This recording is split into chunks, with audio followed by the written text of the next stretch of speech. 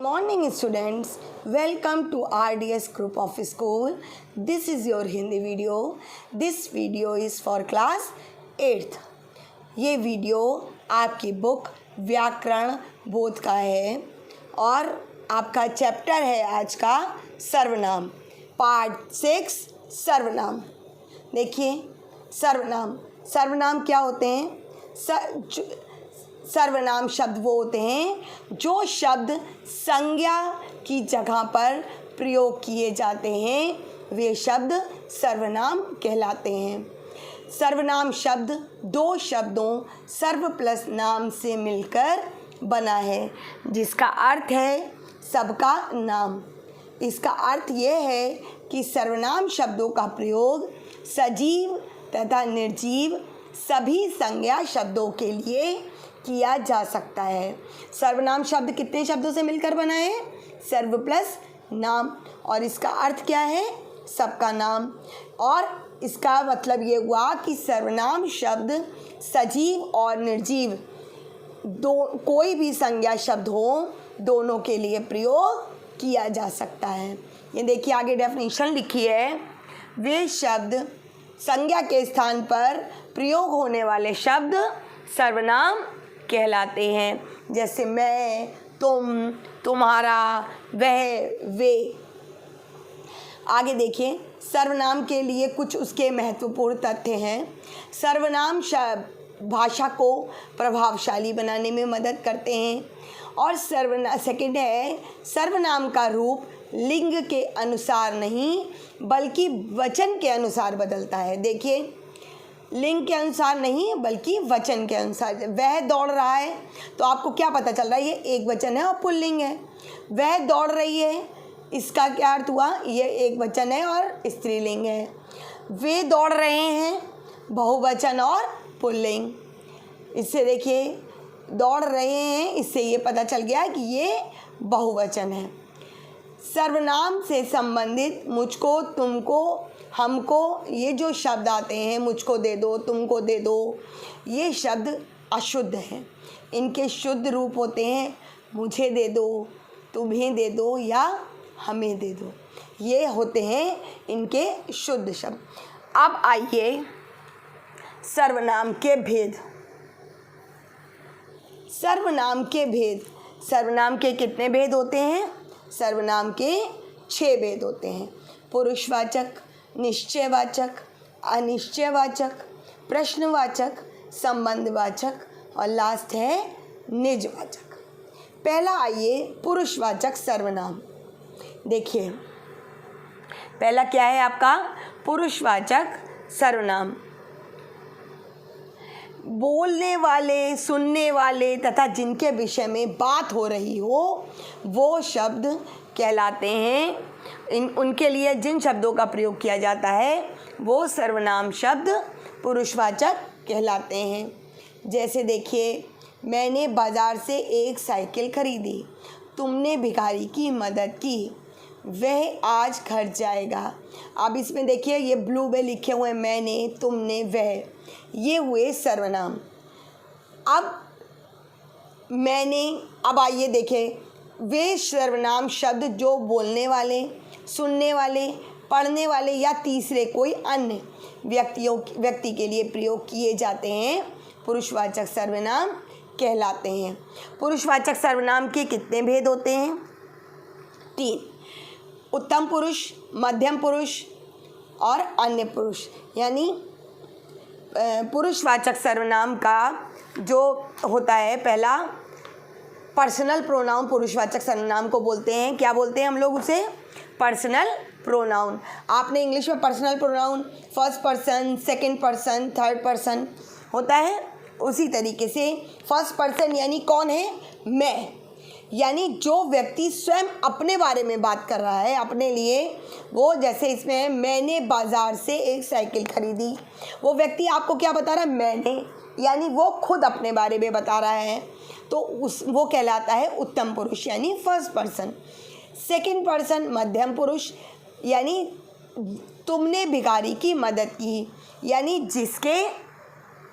वो सर्वनाम शब्दों का प्रयोग बोलने वाला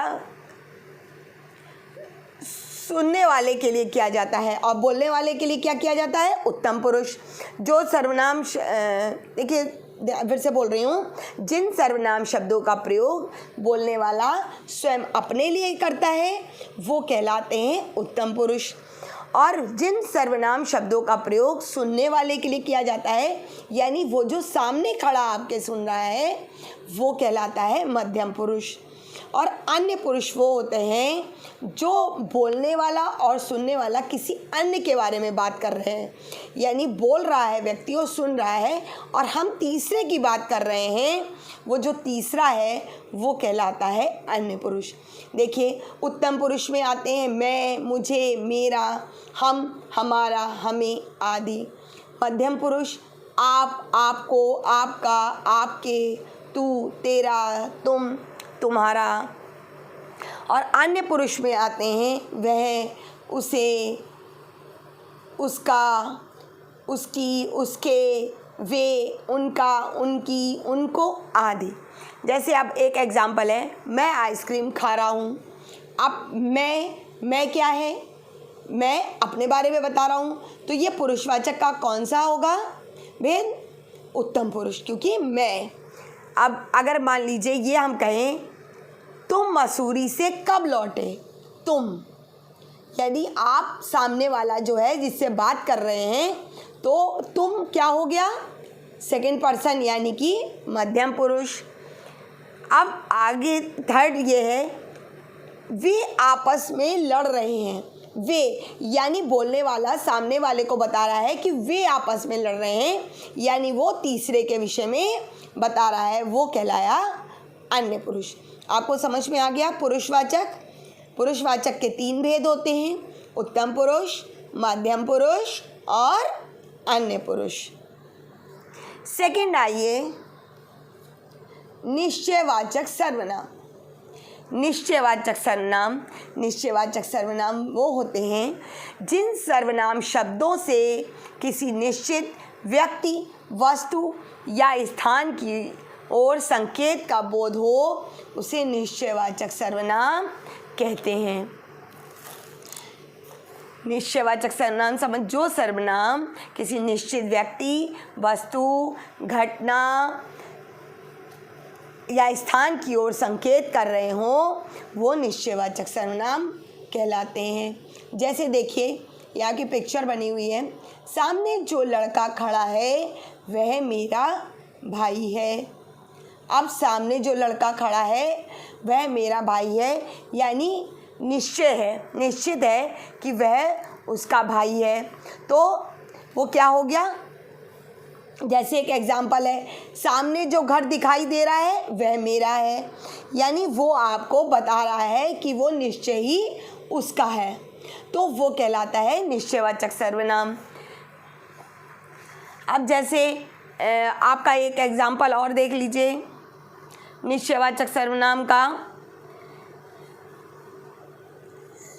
देखिए इसमें लिखा है मैं पुस्तकें लाया हूँ, इन्हें रख दो, यानी मैं पुस्तकें जो उसकी हैं वो कंफर्म हो रही हैं कि ये उसी की पुस्तकें हैं। जैसे देखिए मैं कुछ फल लाया हूँ, इन्हें रख लो, यानी वो जो फल लाया है, ये जो मैं जो व्यक्ति है वो लाया है, यानी वो निश्चय ही उसके हैं, इन्हें रख दो। अब देखिए निश्चयवाचक सर्वनाम की डेफिनेशन हुई, वे सर्वनाम शब्द जो किसी व्यक्ति, वस्तु, घटना या कार्य आदि का निश्चित बोध कराते हैं, निश्चयवाचक सर्वनाम कहलाते हैं। अब आइए थर्ड, अनिश्चयवाचक सर्वनाम।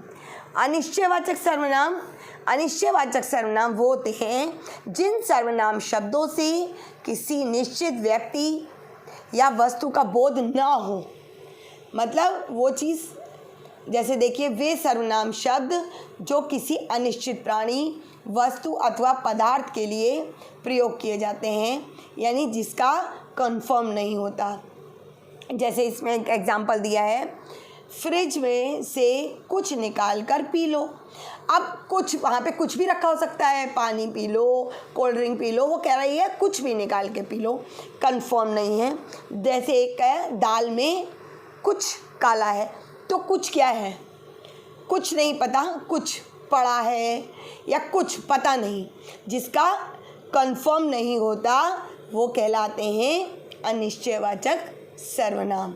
जैसे छत पर कोई खड़ा है, आपको पता नहीं कौन खड़ा है, लड़का खड़ा है, लड़की खड़ी है, कौन खड़ा है नहीं पता, कोई, तो वो कहलाया अनिश्चयवाचक। फिर देखिए इसमें एक है, मैं किसी से कुछ नहीं कहूँगा। किसी से मतलब कोई भी पर्सन हो सकता है जिसका कंफर्म नहीं है कि कौन है वो। किसी से, अपनी मम्मी से नाम नहीं है कि मैं किसी व्यक्ति से नहीं कहूँगा, किसी से यानी किसी से भी कुछ नहीं कहूँगा। जो जहाँ पे अनिश्चितता का बोध हो वहाँ पर कहलाता है अनिश्चयवाचक सर्वनाम। फोर्थ आइए प्रश्नवाचक सर्वनाम। ये तो बहुत इजी है। जैसे तुम स्टेशन कब जाओगे, प्रश्नवाचक होता है। जैसे तुम स्टेशन कब जाओगे, जहाँ पर प्रश्न पूछा जा रहा है। ये तो बहुत अच्छे से आपको समझ में आ रहा होगा। जिन सर्वनाम शब्दों का प्रयोग प्रश्न पूछने के लिए किया जाता है वहाँ पर प्रश्नवाचक सर्वनाम होता है। जैसे कमरे में कौन रो रहा है, ये भी आपसे क्वेश्चन पूछ रहा है वहाँ। और नेक्स्ट है बाज़ार जाने के लिए किससे कहूँ। एक एग्ज़ाम्पल और है, तुम किस कक्षा में पढ़ते हो, तुम किस देश में रहते हो। तो ये जो शब्द आ रहे हैं किस, तुम किस देश में रहते हो तो किस वर्ड, तुम किस कक्षा में पढ़ते हो। ये जैसे देखिए तुम स्टेशन कब जाओगे, तो कब ये क्वेश्चन कर रहा है आपका प्रश्नवाचक होता है आपका इंट्रोगेटिव प्रोनाउन वो। तो वहाँ जहाँ पर देखिए वे सर्वनाम शब्द जो प्रश्न के रूप में किसी संज्ञा शब्द, व्यक्ति, वस्तु या पदार्थ के बदले में प्रयोग किए जाते हैं प्रश्नवाचक सर्वनाम कहलाते हैं। आप इसको ऐसे भी देख सकते हैं, जिन सर्वनाम शब्दों का प्रयोग प्रश्न पूछने के लिए किया जाता है वे प्रश्नवाचक सर्वनाम कहलाते हैं। नेक्स्ट आइए संबंधवाचक सर्वनाम। संबंधवाचक सर्वनाम यानी कि रिलेटिव प्रोनाउन। मेरा जो मित्र तुम्हें कल बाज़ार में मिला था वह सामने खड़ा है। यानी कि वे सर्वनाम शब्द का प्रयोग जो दो सर्वनामों के परस्पर संबंध का बोध कराते हैं। जैसे आपको बोल रहा है मेरा जो मित्र वह सामने खड़ा है, यानी जो मित्र उसकी बात हो रही है और वही सामने खड़ा है, उन दोनों का संबंध बताया जा रहा है। यानी जो मित्र है वही सामने खड़ा है। जो मेहनत करेगा वो जीवन में सफल होगा, जिसे देखो वही हंस रहा है। यानी इसमें जो, वह, जो, वो, जिसे, वही। ऐसे जो डर गया वो मर गया, जैसा देश वैसा भेष, ये कहलाते हैं संबंधवाचक सर्वनाम। देखिए लास्ट है निजवाचक सर्वनाम। निजवाचक सर्वनाम होते हैं यानी रिफ्लेक्सिव प्रोनाउन, जो निजत यानी अपनेपन का बोध कराते हैं वो कहलाते हैं निजवाचक सर्वनाम, जिसमें खुद का प्रयोग किया जाता है। जैसे मैं अपना कार्य स्वयं करता हूँ, हम खुद ही इधर आ जाएंगे, आप स्वयं चलकर देखें, बच्चा अपने आप दुकान पर चला गया, हमें अपना काम स्वयं करना चाहिए। ये देखिए जो स्वयं वर्ड है, खुद, ये सब कहलाते हैं निजवाचक यानी रिफ्लेक्सिव प्रोनाउन। जिन सर्वनाम शब्दों का प्रयोग कर्ता यानी स्वयं अपने लिए करता है, यानी कर्ता जो होता है जो बता रहा है, जैसे मैं, ये बता रहा है मैं, ये करता हुआ, और अब स्वयं करता है, वहाँ निजवाचक सर्वनाम होता है। जिन सर्वनाम शब्दों का प्रयोग कर्ता स्वयं अपने लिए करता है उन्हें निजवाचक सर्वनाम कहते हैं। आपको समझ में आ गया होगा। लास्ट में मैं एक बार बता रही हूँ, सर्वनाम शब्द वे शब्द जो संज्ञा की जगह पर प्रयोग किए जाते हैं वे सर्वनाम कहलाते हैं। सर्वनाम के कितने भेद हैं? कितने भेद है बताइए? 6। पुरुषवाचक, निश्चयवाचक, अनिश्चयवाचक, प्रश्नवाचक, संबंधवाचक और निजवाचक। पुरुषवाचक में 3 भेद होते हैं, उत्तम पुरुष, मध्यम पुरुष और अन्य पुरुष। Now your chapter is completed. Have a good day.